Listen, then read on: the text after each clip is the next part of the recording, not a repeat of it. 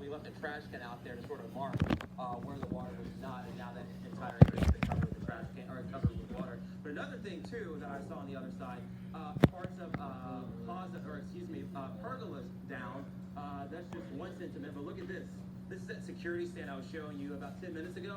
Look at how essentially, because of the weight and because of the wind at the top of the canopy, it really just leaned over this way.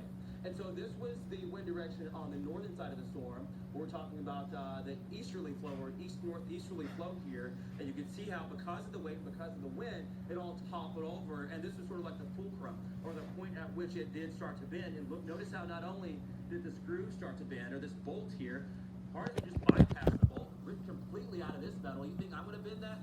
Heck no. But look at what else Laura did here.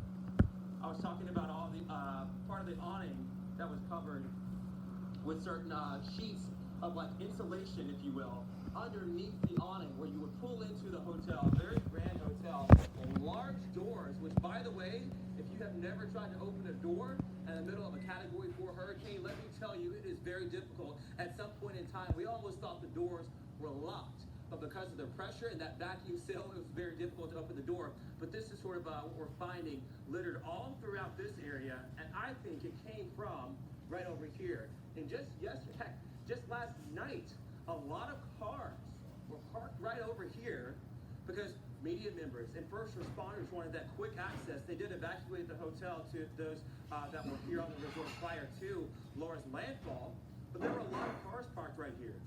Can you imagine what would have happened if, look at this piece of plywood. Can you imagine what would have happened if this came down on top of a car? Any of those cars that were over there. And then it looks like maybe, I'm gonna be careful here, some nails are in that, maybe a mattress right over here. And again, these are things that were not here pre-Laura. Trees are down all throughout this area here. You can see the doors, most of those glass doors, if not all of them, did hold up.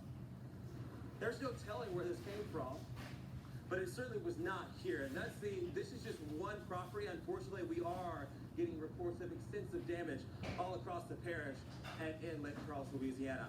Let's go to Shreveport, right up the road by about 5 or 6 hours to Jig Car